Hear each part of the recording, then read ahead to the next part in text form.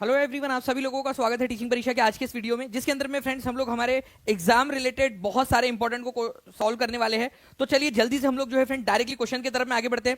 लेकिन उससे पहले जितने भी बच्चे यहाँ पर में जिन्होंने सेशन को लाइक कर दिया, उन सभी लोगों का बहुत बहुत शुक्रिया।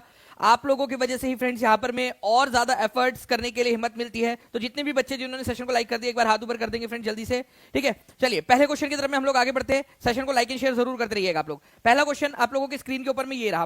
क्वेश्चन में बोला गया है फ्रेंड्स कि ग्रीनलैंड, ठीक है, जो दुनिया का सबसे बड़ा आइलैंड है, सबसे बड़ा आइलैंड, ठीक है, आपको बताना है कि कौन से देशों में से, ठीक है, इनमें से कौन से देश का भाग है ग्रीनलैंड। तो ग्रीनलैंड किसका भाग है ये आप लोग बताएंगे, स्पीड में बताइए जल्दी से। डेनमार्क का, फिनलैंड का, कनाडा का, यूनाइटेड किंगडम का, उपरोक्त में से कोई नहीं, उपरोक्त में से एक से अधिक। ये 66वीं बीपीएससी का ओरिजिनल क्वेश्चन है। ठीक है, तो कई सारे बच्चे जो है बी आंसर लगा रहे हैं, कुछ सी आंसर लगा रहे हैं, कुछ डी, कुछ ए आंसर लगा रहे हैं। ठीक है, तो मैं आपको बता दूं फ्रेंड्स कि ये डेनमार्क जो है उसका हिस्सा है। अब देखिए आप लोगों को बताना चाहूंगा कि डेनमार्क वैसे अपने आप में एक छुटकू सा देश है यूरोप का, ठीक है, और उसी का हिस्सा है ये पूरा ग्रीनलैंड। तो ग्रीनलैंड किसका पार्ट है? छोटे से डेनमार्क का पार्ट है, ये याद रखना है आप लोगों ने। ठीक है, तो डेनमार्क का ही जो है पार्ट है ग्रीनलैंड, उसी का कब्जा है ग्रीनलैंड का। तो आंसर आप लोगों का ऑप्शन नंबर ए डेनमार्क हो जाएगा। प्लीज इसको याद रखना है आप लोगों ने, डेनमार्क। ओके, चलिए, कोपेनहेगन इसकी राजधानी है डेनमार्क की। और दुनिया का सबसे बड़ा आइलैंड कौन सा है अगर ये क्वेश्चन पूछ लिया जाए तो ग्रीनलैंड दुनिया का सबसे बड़ा आइलैंड भी है। ठीक है, सबसे बड़ा द्वीप ग्रीनलैंड है दुनिया का। चलिए, तो ये भी एक इंपॉर्टेंट पॉइंट है आप लोगों का जो कवर हो गया, प्लीज इसको भी याद रखिएगा आप लोग। ओके, चलिए नेक्स्ट क्वेश्चन की तरफ में हम लोग आगे बढ़ते हैं फ्रेंड्स। उससे पहले एक और बार आप लोगों को दिखा देता हूं। अगर आप डेनमार्क को देखोगे फ्रेंड्स तो यहां पर में डेनमार्क छोटा सा है, ठीक है, लेकिन अगर आप यहां पर में देखोगे तो इतना बड़ा ग्रीनलैंड उसका हिस्सा है। ठीक है, उसका ग्रीनलैंड डेनमार्क का। नाउ फ्रेंड्स, अब एक और इंपॉर्टेंट वाली खबर आपके लिए, ठीक है, इसको इंपॉर्टेंट मार्क करिए आप लोग। ठीक है, 7 जुलाई 2025 को एक इंपॉर्टेंट वाली नियुक्ति हुई है। आईसीसी के नए सीईओ कौन बने हैं? ठीक है, इंटरनेशनल क्रिकेट काउंसिल जो है इसका हेडक्वार्टर कहां पर में, ये भी आप लोग मुझे कमेंट करके बता देंगे। ये भी क्वेश्चन आता है आप लोगों से अक्सर एग्जाम के अंदर में कि इसका हेडक्वार्टर कहां पर में है। ओके, और इसके नए सीईओ के रूप में किसे नियुक्त किया गया है? राहुल जौहरी को, संजोग गुप्ता को, नीता अंबानी को, जय शाह को, किसको किया गया है? ठीक है, इंपॉर्टेंट क्वेश्चन है फ्रेंड्स। आईसीसी के नए सीईओ बने हैं, ठीक है, संजोग गुप्ता। ठीक है, तो आंसर यहां पर मैं आप लोगों को ऑप्शन नंबर बी हो जाएगा। 7 जुलाई 2025 को इनकी नियुक्ति हुई है। और कई सारे बच्चे अभी भी देखिए, अभी भी सबसे ज्यादा आंसर डी पे लगे हुए हैं। ठीक है, 36% लोगों ने डी आंसर लगाया है। भाई जय शाह जो है वो आईसीसी के चेयरमैन है। ठीक है, चेयरमैन। ठीक है, ये याद रखना है आप लोगों ने, ना कि सीईओ। तो अब देखिए जो है सीईओ आईसीसी का एक भारतीय है, आईसीसी का चेयरमैन भारतीय, ये जय शाह अमित शाह के बेटे हैं। ठीक है, ये याद रखना है आप सभी लोगों ने। ओके, तो ये एक इंपॉर्टेंट चीज जो आप लोगों को समझ में आ गई। अब यहां पर में एक चीज है कि आईसीसी के जो है चेयरमैन भारतीय है, आईसीसी के जो सीईओ है, ठीक है, संजोग गुप्ता जो बन गए वो भी एक भारतीय है।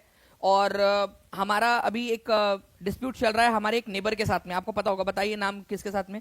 ठीक है, अभी पहलगाम के अंदर में जब हमला हुआ तो हमें शक था कि वही देश है उसके अंदर में, और हमने कार्रवाई भी की, हमने ट्रेड रोका, हमने सिंधु जल संधि के ऊपर में जो है रोक लगाई। लेकिन फ्रेंड्स यहां पर में अब ये बात आती है कि हम फिर उनके साथ में क्रिकेट क्यों खेल रहे हैं? ठीक है, मतलब वहां पर में फिर उनको पैसा जाएगा ना, उनके साथ में हम जब क्रिकेट खेलेंगे तो उनको भी पैसा जाएगा, तो वो हमने रोकना चाहिए था।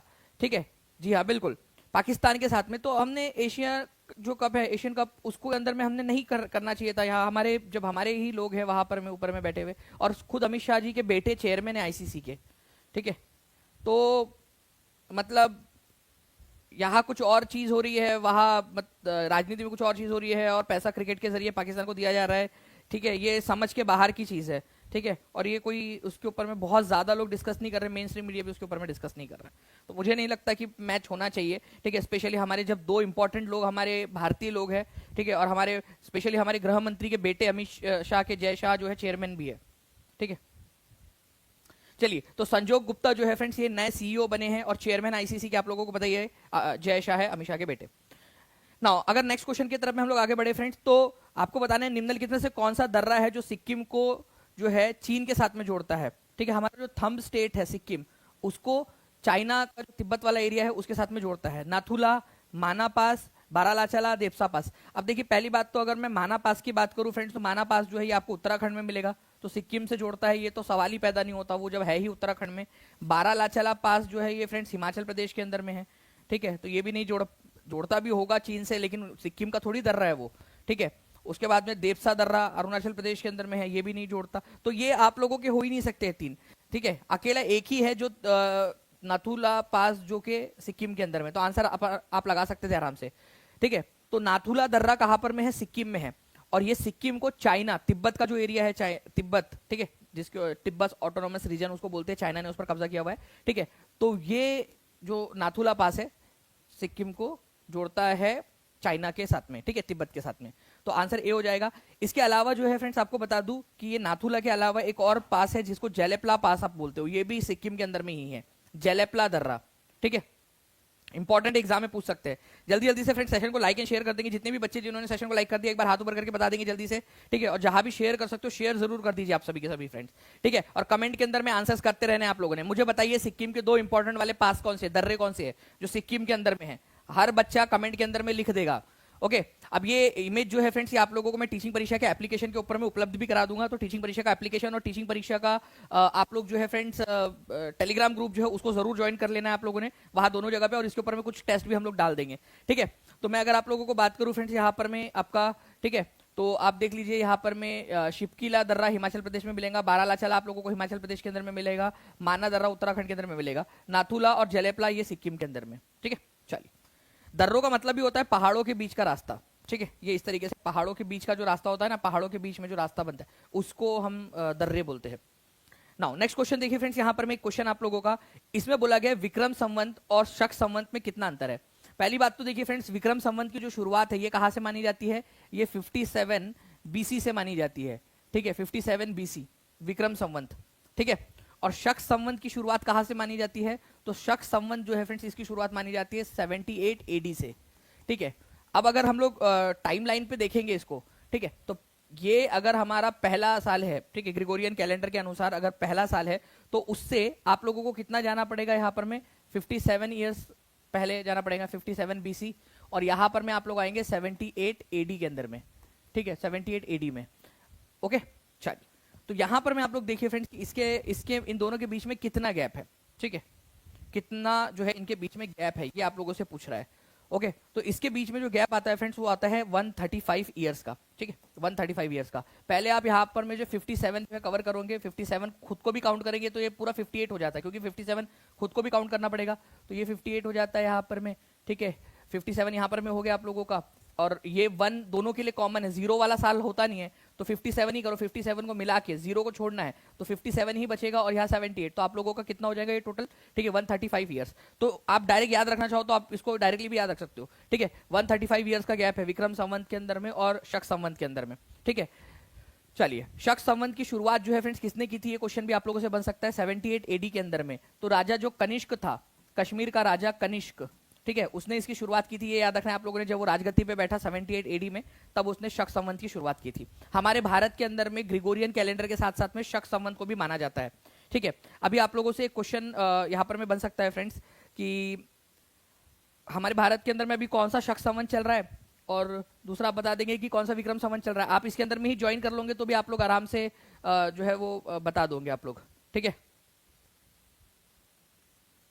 ठीक है, बताते जाइए आप लोग जल्दी जल्दी से।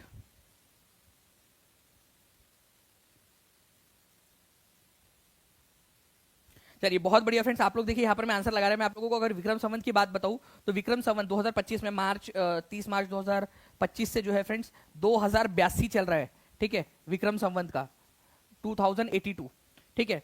और वही अगर मैं शक संवत की बात करूं आप लोगों से तो अभी जो है फ्रेंड्स ये कौन सा चल रहा है अभी आपका, ये चल रहा है 1947, ठीक है, 1947, ये याद रखना है आप लोगों ने। तो मतलब अभी हम 1947 में पहुंचे शक संवत के अनुसार, ठीक है। कहां पर मेरी शक संवत ये है 1947, ठीक है, शक संवत 1947 चल रहा है, ओके। बस आपने कुछ नहीं करना है, आपने 47 यहाँ पर में 78 को माइनस करना है, ठीक है। तो 1947 के अंदर में हम लोग शक संवत के, तो देखिए आप लोग दोनों पूछ सकता है आप लोगों से, मैं बता रहा हूं आप लोगों को फिर से, प्लीज इसको याद रख लीजिएगा आप लोग, ओके। अगर आप लोगों से बोल दिया जाए कि विक्रम संवत कौन सा चल रहा है अभी फिलहाल के 2025 के अंदर में विक्रम संवत, तो विक्रम संवत जो है डायरेक्टली आप लोग याद रख लेंगे, ठीक है। विक्रम संवत चल रहा है आप लोगों का 2082, ठीक है। और शक संवत कौन सा चल रहा है आपका, शक संवत, ठीक है, तो ये चल रहा है 1947, ठीक है। चलिए, ये दोनों के दोनों कमेंट के अंदर में लिख दो आप सभी लोग जल्दी जल्दी से, हर कोई बच्चा लिखेगा जल्दी से, और दोनों के बीच का अंतर कितना है ये भी लिख देंगे कमेंट के अंदर में।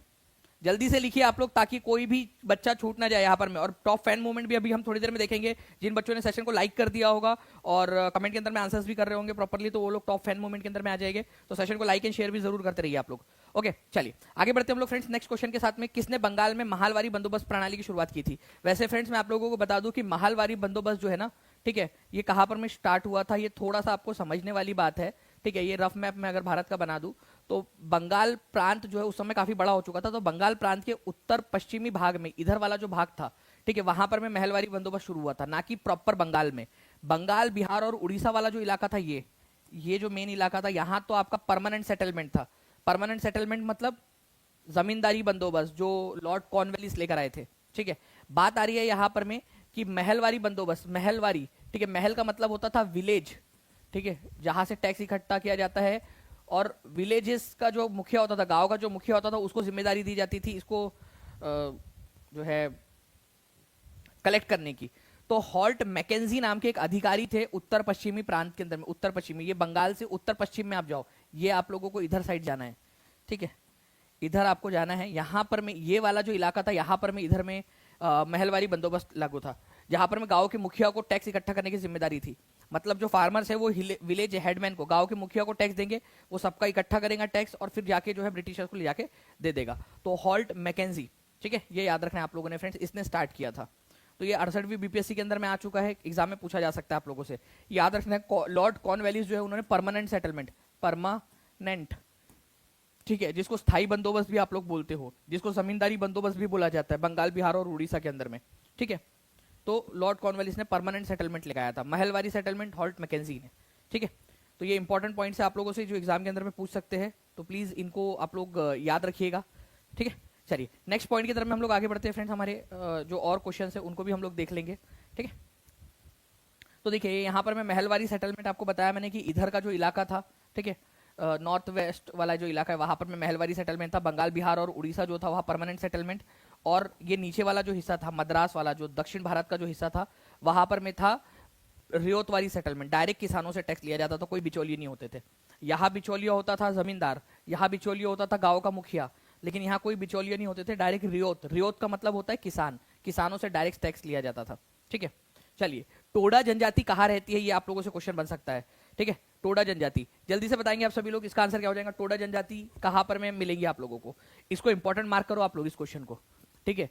टोडा जनजाति बहुत सारे एग्जाम्स के अंदर में आ चुका है। टोडा जनजाति जो है फ्रेंड्स, ये दक्षिण भारत के अंदर में अगर हम बात करेंगे तो यहाँ पर में नीलगिरी की जो है पर्वत श्रृंखला है, नीलगिरी पर्वत श्रृंखला, ठीक है।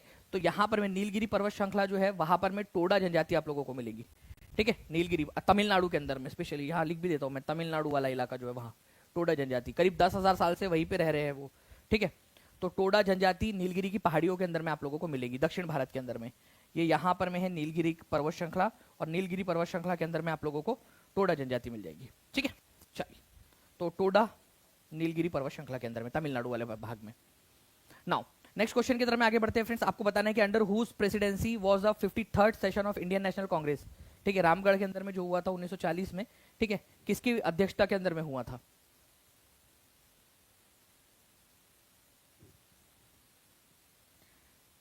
जल्दी जल्दी से आंसर करते जाएंगे आप सभी लोग।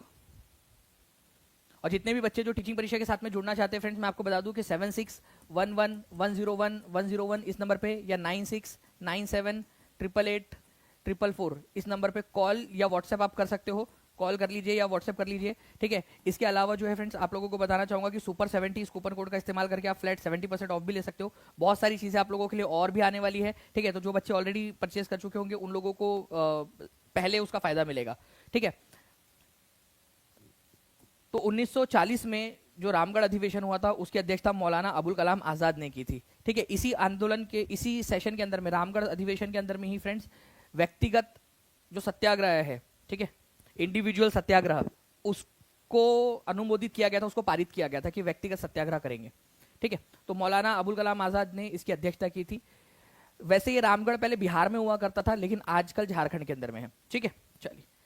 चलिए बिहार में वन्य जीव अभयारण्य और जिलों का निम्नलिखित में से कौन सा युग्म सही है, ठीक है, बताइए।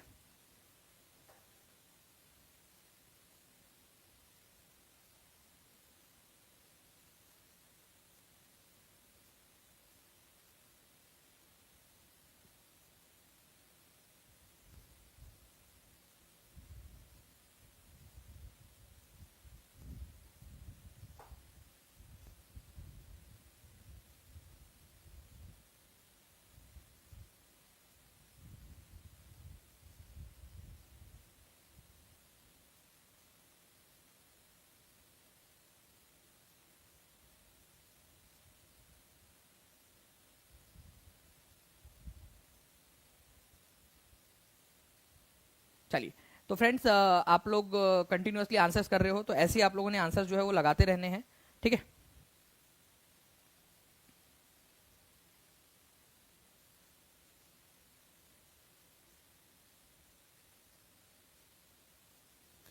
जी, तो देखिए अगर मैं बात करूं फ्रेंड्स, यहाँ पर मैं वन्य जीव अभयारण्य और झीलों के जो है युग्म आप लोगों को जो बताने थे, ठीक है। पंत वाइल्ड लाइफ सेंचुरी की अगर मैं बात करूंगा फ्रेंड्स, तो ये पंत वाइल्ड लाइफ सेंचुरी, इसको राजगीर वाइल्ड लाइफ सेंचुरी के नाम से भी जाना जाता है। और राजगीर गया में तो नहीं है भाई, गया में तो नहीं है ये। कहाँ पर मैं आप लोगों का, ये नालंदा में मिलेगा आप लोगों को, नालंदा में, ठीक है। तो ये तो गलत है, आपसे सही वाला पूछा है ना, ये गलत है। Gautam Buddha Vihar, Gautam Buddha wild life sanctuary, Gautam Buddha Gaya, ठीक है। तो मुंगेर में नहीं है, ये गया के अंदर में होना चाहिए था, ठीक है। तो ये भी गलत है, ठीक है। विक्रमशिला डॉल्फिन सेंचुरी भागलपुर के अंदर में सही है, ये वाला सही है, विक्रमशिला डॉल्फिन सेंचुरी, ठीक है, भागलपुर के अंदर में। तो आंसर आपका ऑप्शन नंबर सी हो जाएगा, ठीक है। विक्रमशिला डॉल्फिन सेंचुरी भागलपुर के अंदर में बनाई गई है। ये जो रिवराइन डॉल्फिन्स है, ठीक है, गंगा नदी की जो गंगेटिक डॉल्फिन भी जिसको बोला जाता है, उनके संरक्षण के लिए भागलपुर के अंदर में बनाया गया है, ठीक है। बाकी Pant wild life century Rajgir Nalanda के अंदर में, Gautam Buddha wild life century गया में, भीम बांध वन्य जीव अभयारण्य, ठीक है, मुंगेर के अंदर में है, और विक्रमशिला भागलपुर के अंदर में, ठीक है। चलिए, नाउ फ्रेंड्स, विश्व का सबसे शुष्क रेगिस्तान कौन सा है, सबसे जो है सूखा रेगिस्तान?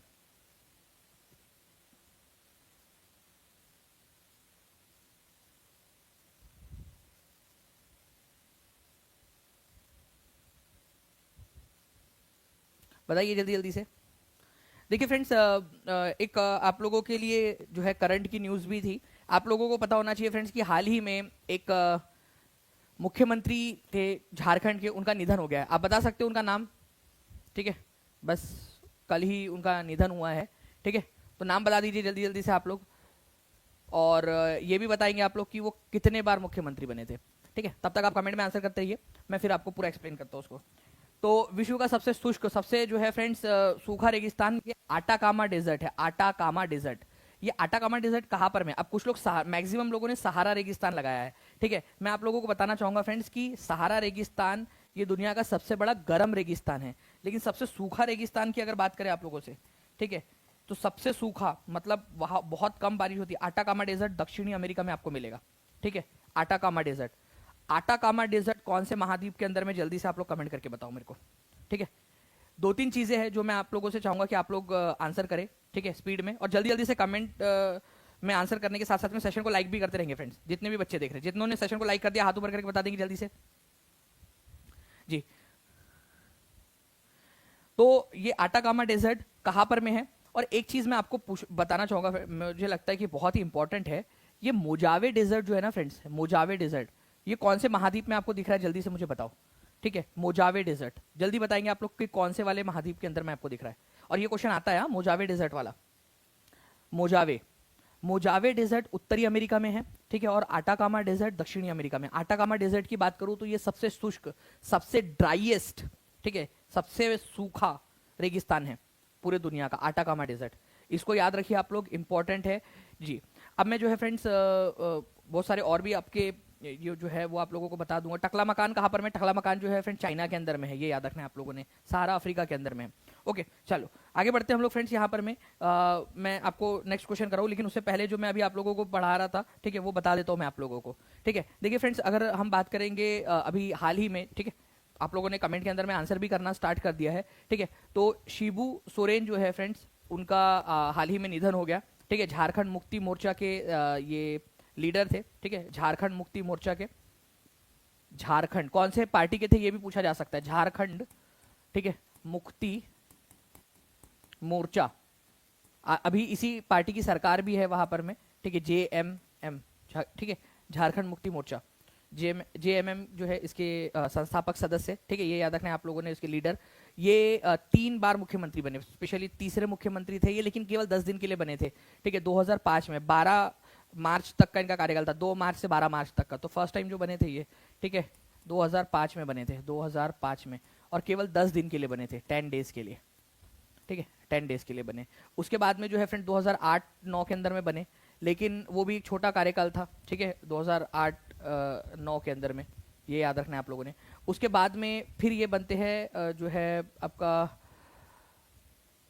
एक इनका टर्म था 2008 2008-9 के बाद में जो है 2009 से 2010 के बीच में, फिर बाद में इन्होंने जो है वो सत्ता हस्तांतरित कर दी थी 2009-10 के बीच में। तो 2008-9 और फिर वापस से चुनाव हुआ और फिर वापस से जो है वो बने 2009-10 के अंदर में। मतलब ये छोटे छोटे से 3 उनके कार्यकाल थे, ठीक है। तो दूसरे नंबर का ये याद रख लीजिएगा आप लोग, 2008 से 9 के बीच में, ठीक है, राष्ट्रपति शासन लग गया था। फिर उसके बाद में तीसरे बार जो है फिर जब चुनाव हुए 2009 में फिर से, तो 2009 से 2010 के बीच में फिर से बनते हैं। तो इस तरीके से छोटे छोटे समय के लिए 3 बार ये बने। हाल ही में इनका निधन हो गया। इनके बेटे अभी जो है वो मुख्यमंत्री, उनका नाम आप लोग बता देंगे मुझे जल्दी से, ठीक है। इनके बेटे अभी मुख्यमंत्री है। जी हाँ, ये आपको बताना चाहूंगा कि ये राज्यसभा के सांसद भी है, ठीक है। लेकिन अब इनकी सीट रिक्त हो गई क्योंकि निधन हो गया अब उनका। तो ओके, बता दीजिए जल्दी जल्दी से। उनके बेटे अभी मुख्यमंत्री है, हेमंत सोरेन। बहुत बढ़िया, आप लोग आंसर कर पा रहे हो, हेमंत सोरेन, ठीक है। हेमंत सोरेन, उनके बेटे भी मुख्यमंत्री है। तो ये याद रख लेना आप लोग। शिबू सोरेन का पूछा जा सकता है आप लोगों से, शिबू सोरेन।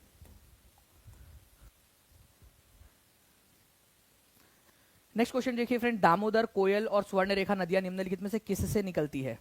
दामोदर नदी, कोयल नदी, स्वर्णरेखा नदी, ठीक है। ये नदियों का उद्गम कहाँ से होता है? दक्कन के पठार से, छोटा नागपुर का पठार, सेंट्रल हाईलैंड, मेघालय का पठार, उपरयुक्त में से कोई नहीं, उपरयुक्त में से एक से अधिक। सेशन को लाइक एंड शेयर करते रहेंगे फ्रेंड, जितने भी लोग देख रहे हैं। अगर आप चाहते हो कि ऐसे ही और भी बहुत सारे सेशंस आप लोगों के लिए आयोजित किए जाए, हर एक जगह पे, टेलीग्राम, फेसबुक, व्हाट्सएप, इंस्टाग्राम, सभी जगह पे शेयर कर दीजिए आप लोग।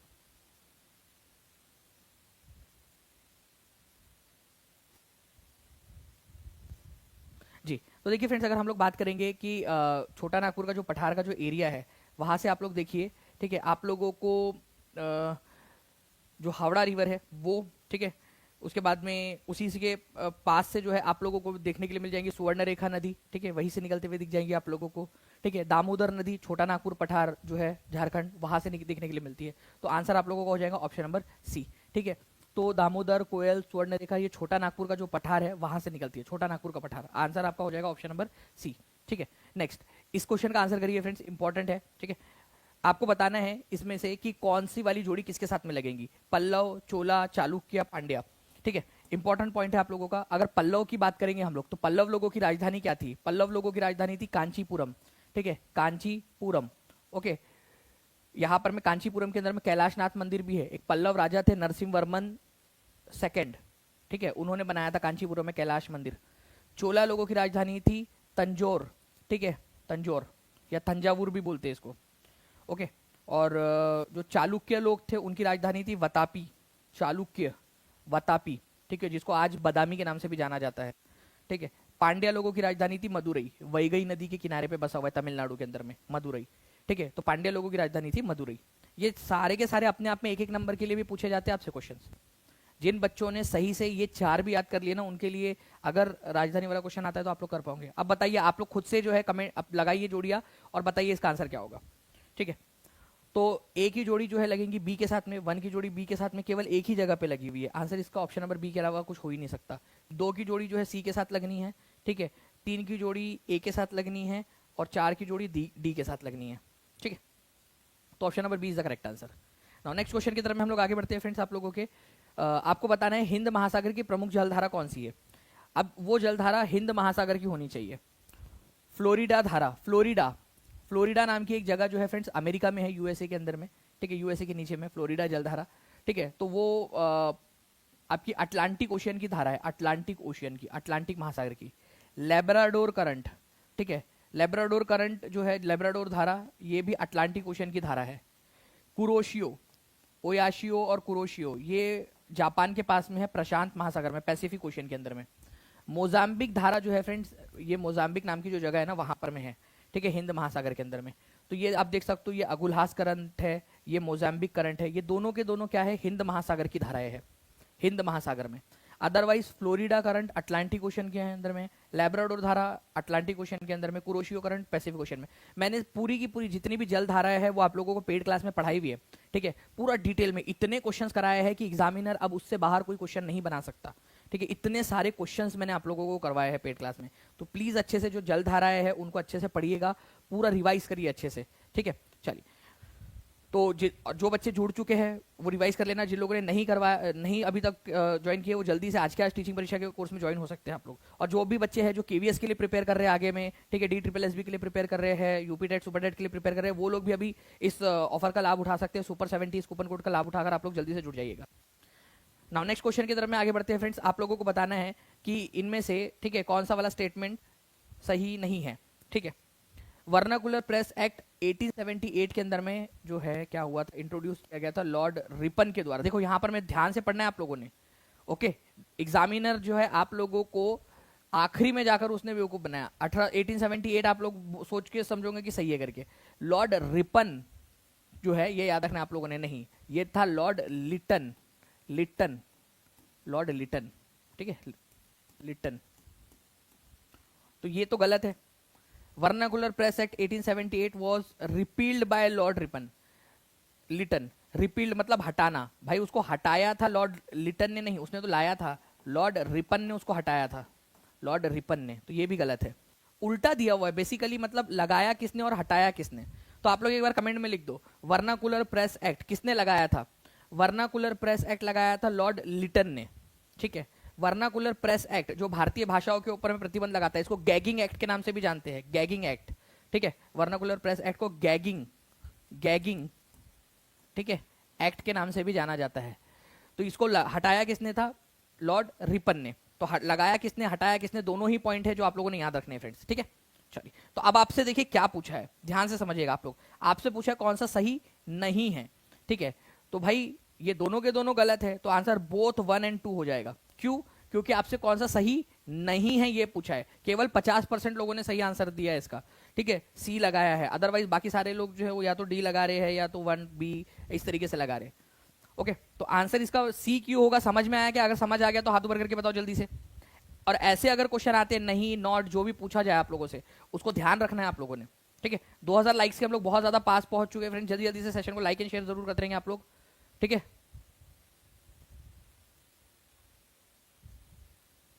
अरे शारिक अहमद ने बहुत बढ़िया शेयर लिखा है, बहुत बहुत शुक्रिया शारिक जी।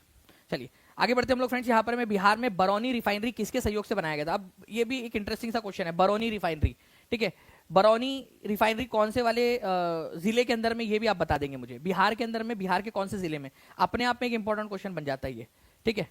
तो पहली बात और सबसे पहला पॉइंट, बरौनी रिफाइनरी बिहार के कौन से जिले के अंदर में है, डिस्ट्रिक्ट आप लोग बताओगे मुझे, जल्दी से कमेंट करिए। ये क्वेश्चन बन सकता है, ठीक है, एग्जाम के अंदर में। मैं अभी भी बता रहा हूँ, ये कौन से साल में जो है इसको स्टार्ट किया गया था, ये भी बन सकता है 1964 के अंदर में, ठीक है। सोवियत रूस, जिसको हम USSR के नाम से भी जानते हैं, ठीक है, USSR, बाद में ये USSR टूट गया, ठीक है। इसमें सबसे बड़ा पार्ट अभी रशिया है, ठीक है, लेकिन USSR नाम से एक संघ हुआ करता था, उसके संयोग से बरौनी रिफाइनरी बनी थी। कहां पर में, बेगूसराय डिस्ट्रिक्ट के अंदर में, ठीक है, बेगूसराय, ठीक है, बेगूसराय डिस्ट्रिक्ट में।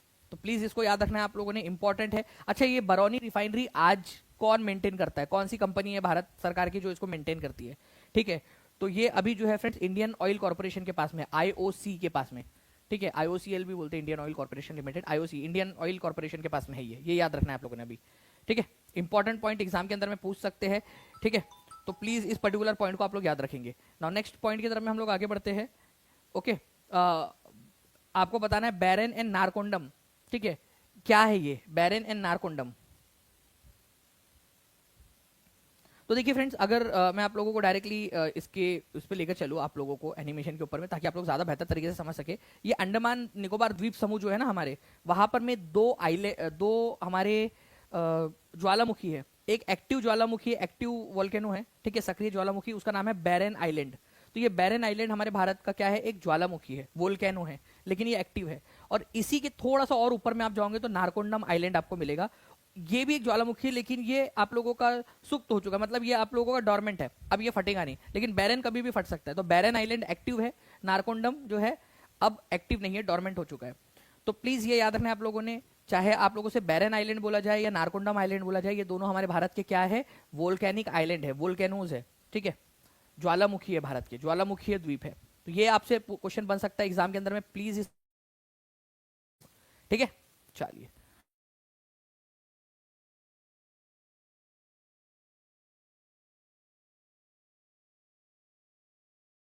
अगर ये भी क्वेश्चन आ जाए आप लोगों से तो इसको भी याद रखना है आप लोगों ने। बैरन आइलैंड एकमात्र सक्रिय ज्वालामुखी है।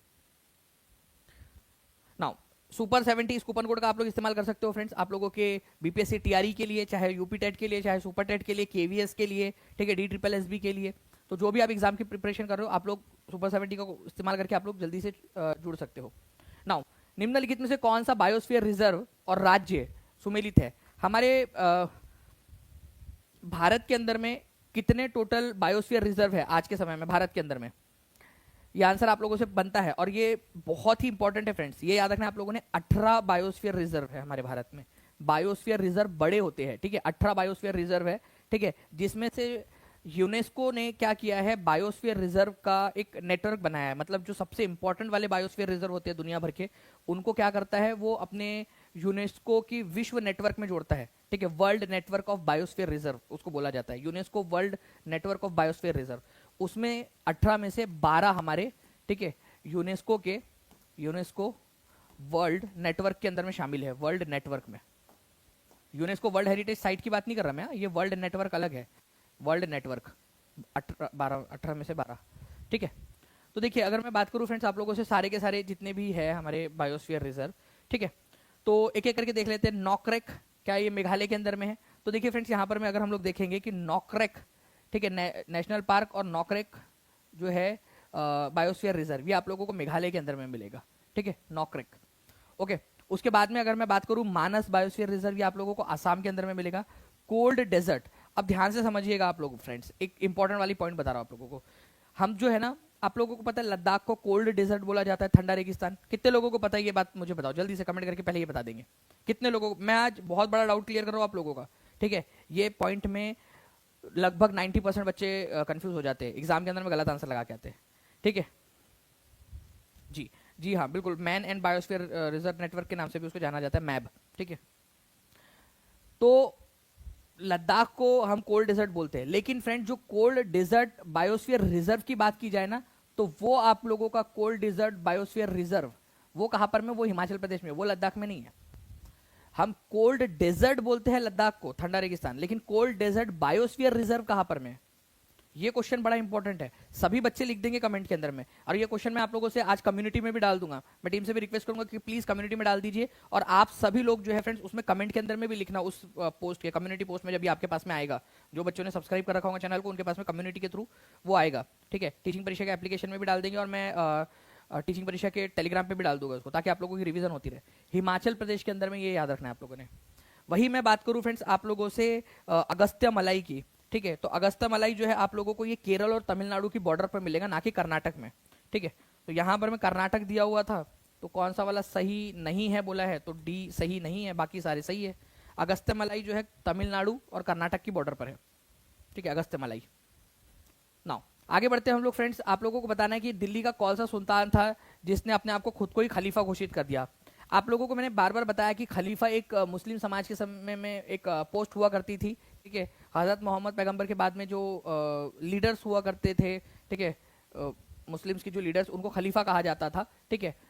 तो जैसे पोप होते हैं ना क्रिश्चियनिटी में, बिल्कुल वैसे ही तो खलीफा की पोस्ट हुआ करती थी। तो खलीफा की पोस्ट अलग अलग समय में अलग अलग लोगों के पास में रही।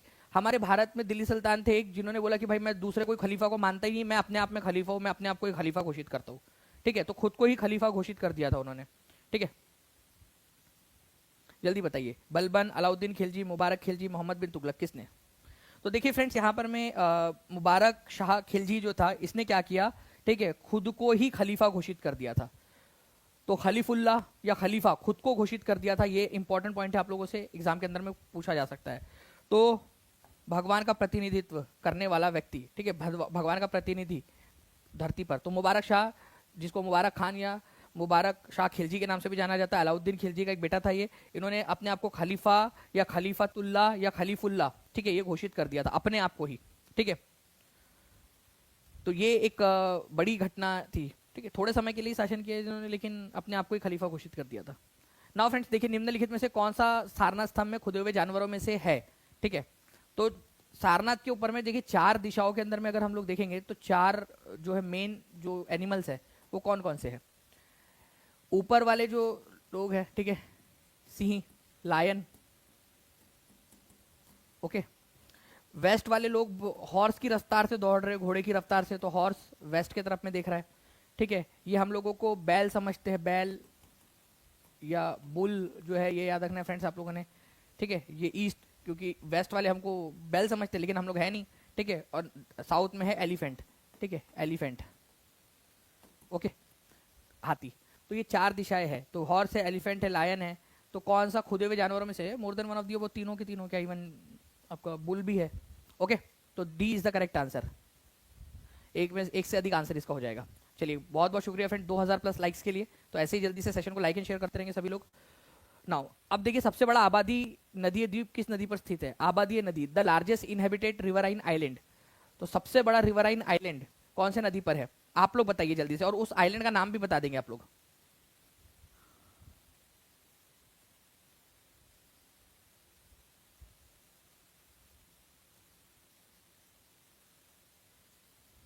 तो सबसे बड़ा नदी द्वीप कौन सा है?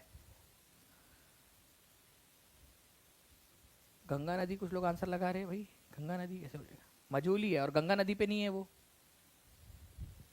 ब्रह्मपुत्र के ऊपर में है। ब्रह्मपुत्र पे, माजुली, आसाम में।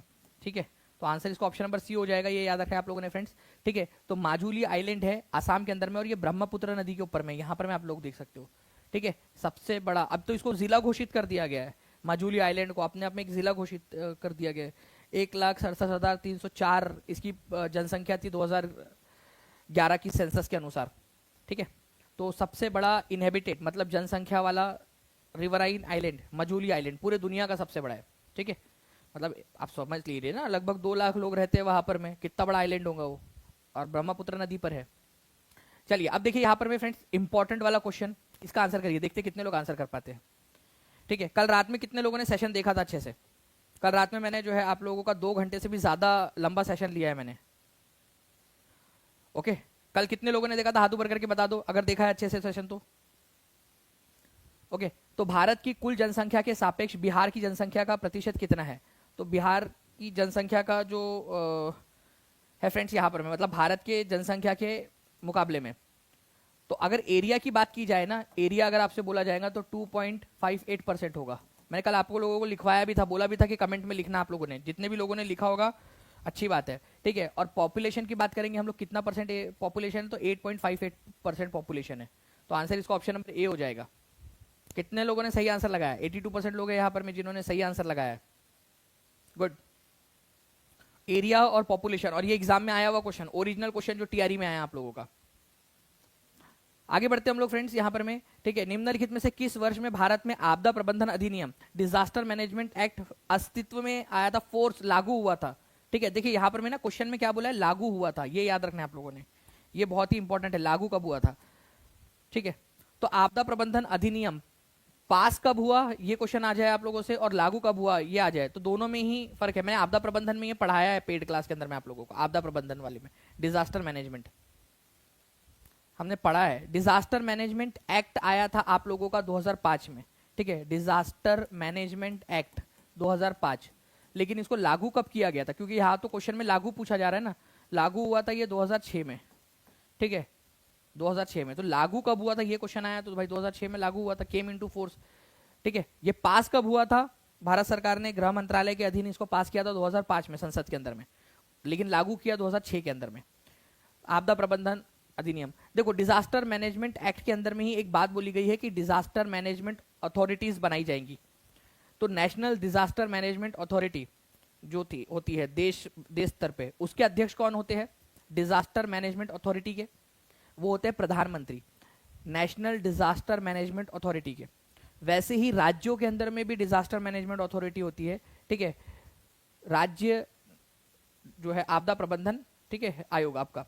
तो ये जो जो राज्य स्तर के ऊपर में ये जो अथॉरिटी है, ठीक है, स्टेट डिजास्टर मैनेजमेंट अथॉरिटी, इसके अध्यक्ष कौन होते हैं, ये भी क्वेश्चन आया था एग्जाम के अंदर में। वो क्वेश्चन मैंने आपको करवाया भी था पेड क्लास में, अगर आप लोगों को याद आ रहा हो तो। ठीक है, तो अगर भारत के लेवल पे, नेशनल लेवल पे देखा जाए, नेशनल डिजास्टर मैनेजमेंट अथॉरिटी का अध्यक्ष कौन होता है? प्रधानमंत्री, और राज्यों के अंदर में मुख्यमंत्री होता है। ठीक है, ये याद रखना है आप लोगों ने, इंपॉर्टेंट एग्जाम के अंदर में आप लोगों से पूछ सकते हैं। ठीक है, चलिए नाउ 1917 का कांग्रेस अधिवेशन निम्नलिखित में से किस शहर में आयोजित किया गया था? और ये क्यों इंपॉर्टेंट है 1917 वाला सेशन, ये भी आप बता देंगे कमेंट करके। ये सेशन इंपॉर्टेंट क्यों है ये भी बताइए आप लोग।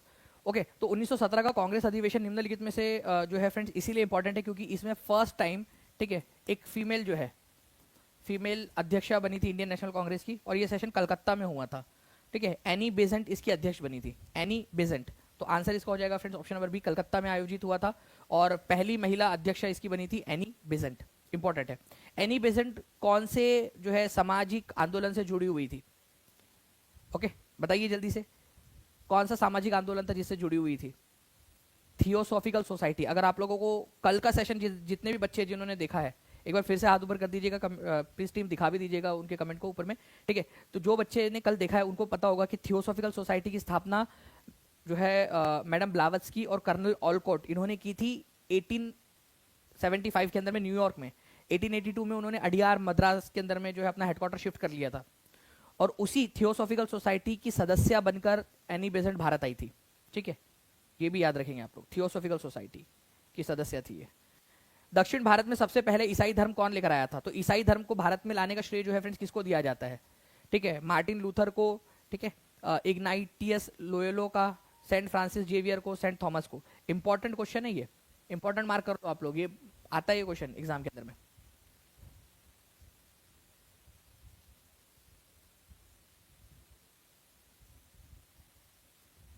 तो देखिए फ्रेंड्स, भारत में स्पेशली दक्षिण भारत के अंदर में जो है ईसाई धर्म का प्रचार प्रसार करने का जो श्रेय है वो सेंट थॉमस को दिया जाता है। इंपॉर्टेंट है, इसको याद रखना है आप लोगों ने, सेंट थॉमस, ठीक है। तो सेंट थॉमस जो है ये जो जीसस क्राइस्ट के जो जो सबसे शुरुआती डिसाइपल्स थे, जो उनके शिष्य थे, उनमें से एक थे ये, और ये धर्म प्रचार करते करते फिर भारत की तरफ में आया और फिर ईसाई धर्म का प्रचार प्रसार इन्होंने किया, ठीक है। तो सेंट थॉमस दक्षिण भारत के अंदर में ईसाई धर्म का प्रचार प्रसार करने के लिए आए थे, सेंट थॉमस, ये याद रखना है आप लोगों ने। नाउ अब देखिए फ्रेंड्स, बहुत ही इंपॉर्टेंट क्वेश्चन, एक इंपॉर्टेंट क्वेश्चन, ठीक है। रायचूर दोआब कौन से दो नदियों के बीच में? मैं एक मैप बनाकर, एक रफ मैप बनाकर आप लोगों को थोड़ा सा बताना चाहूंगा, ठीक है। रायचूर दोआब, एक नदी है यहां पर में और एक दूसरी नदी इस तरीके से, ठीक है, और जो मेन नदी है वो बंगाल की खाड़ी में जाकर मिल जाती है। तो बात ये हो रही है कि ये इनके बीच का जो हिस्सा है, इन दो नदियों के बीच का, इसको रायचूर दोआब बोलते हैं। बहुत उपजाऊ भूमि है ये रायचूर दोआब। दो आब का मतलब भी होता है फ्रेंड्स, दो आब, आब का मतलब भी होता है पानी, पानी, ठीक है। तो दो आब, दो पानियों के बीच का हिस्सा, ठीक है, रायचूर दोआब। रायचूर नाम उसका है और वो दो आब है, मतलब दो पानियों के बीच। पंजाब, पंजाब मतलब पांच नदियों के बीच का हिस्सा, पांच नदियां है जो है मेन, इसी वजह से उसका नाम पंजाब है। तो फ्रेंड्स, रायचूर दोआब जो है ये किसके बीच में है? कृष्णा तुंगभद्रा, कृष्णा नदी ये है, कृष्णा नदी। यहाँ पर मैं जो आप लोगों को मैं पिंक कलर से यहाँ पर मैं ड्रॉ करके दिखा रहा हूँ, ये कृष्णा नदी, कृष्णा, ठीक है, ये है, ओके। और इसी की एक सहायक नदी है जो अब मैं बनाऊंगा, यहाँ पर मैं आप लोग देख सकते हो, ये तुंगभद्रा। तो कृष्णा तुंगभद्रा, तुंगभद्रा नदी जो है वो कृष्णा में ही जाकर मिल जाती है, कृष्णा की ही सहायक नदी है। उनके बीच वाला जो हिस्सा है उसको रायचूर दोआब के नाम से जाना जाता है, ठीक है। तो रायचूर दोआब आज के आप लोगों को ये कर्नाटक वाले हिस्से के अंदर में मिलेगा, रायचूर दोआब। तो कृष्णा तुंगभद्रा के बीच वाला हिस्सा है, ओके। बहुत ही इंपॉर्टेंट है ये क्वेश्चन भी, आप लोगों के लिए कम्युनिटी में डाल देंगे ताकि आप लोग इसको अच्छे से सॉल्व कर सके। चलिए, तो फ्रेंड्स ये आप लोगों का आज का सेशन था, और अगर आप चाहते हो कि ऐसे ही और भी सेशंस आप लोगों के लिए होते रहे, ठीक है, तो कमेंट करके जरूर बताइएगा। मैं आप लोगों से कुछ क्वेश्चंस पूछता हूँ, उसके आंसर आप लोग कमेंट में करिए, ठीक है। और जितने भी बच्चे टीचिंग परीक्षा के साथ में जुड़ना चाहते हैं वो टीचिंग परीक्षा के साथ में जुड़ सकते हैं फ्रेंड्स। आप सभी लोग, आप लोगों का सुपर जो है 70 कूपन कोड का इस्तेमाल कर लीजिएगा आप लोग। आप लोगों को बताना है फ्रेंड्स कि ग्रीन लैंड किसका हिस्सा है, ग्रीन लैंड किसका हिस्सा है, कौन से देश का हिस्सा है, आप लोग बताइए। सबसे पहला ही क्वेश्चन मैंने आप लोगों से ये पूछा था, ठीक है। आप मुझे एक चीज बताएंगे कि आप लोगों के लिए थोड़ा सा मैं आसान कर देता हूँ, संजोग गुप्ता, ठीक है, कौन से संस्था है जिसके सीईओ बने हैं? संजोग गुप्ता, स्टार्टिंग में हमने देखा है संजोग, ठीक है, संजोग गुप्ता कौन से इसके सीईओ बने हैं? लिख देंगे, आप पूरा नाम लिखिएगा ताकि आप लोगों को जब रिवाइज करो तो आपको याद हो जाए, ठीक है।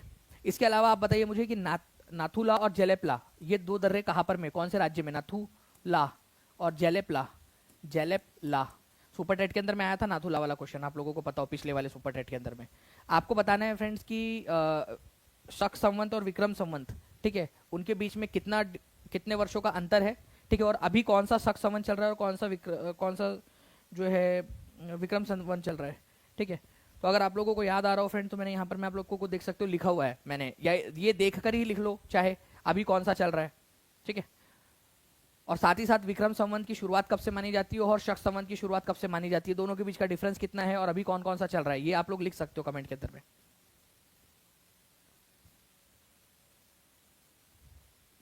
ठीक है, इसके अलावा जो है फ्रेंड्स आप लोगों को मैंने पूछा था कि हाल ही में एक मुख्यमंत्री है, ठीक है, झारखंड के, उनका निधन हो गया, उनका नाम क्या है और वो कितने बार मुख्यमंत्री बने।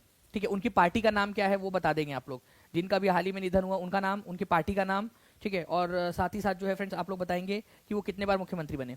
इसके अलावा जो है मैं चाहूंगा कि आप लोग जो है ये भी बताते चलेंगे साथ साथ में, ठीक है, कि आपकी तैयारी कैसी चल रही है। ठीक है, और आप लोग कौन कौन सी चीजें हैं जो और पढ़ना चाहते हो ये भी आप लोग मुझे कमेंट करके बताइएगा, ताकि हम लोग और उन सारी चीजों के ऊपर में फोकस कर सके। बाकी जो है फ्रेंड्स आज रात में आप लोगों का 9 बजे पेड क्लास के अंदर में भी सेशन है। ठीक है, तो उसके अंदर में भी जरूर जुड़िएगा आप सभी के सभी, जितने भी बच्चे पेड क्लास में एनरोल हो चुके हैं, और जो लोग नहीं हुए हैं वो 9 बजे से पहले ही एनरोल हो जाना है आप लोगों ने, ताकि आप लोग ये क्लास, आज वाली जो क्लास है उसको भी आप लोग कर सके। ठीक है, चलो thank you very much, take care and bye, God bless you all. Thank you very much friends, comment में आंसर कर दीजिएगा, सेशन को लाइक कर दीजिए और जहां भी शेयर कर सकते हो शेयर जरूर कर दीजिए।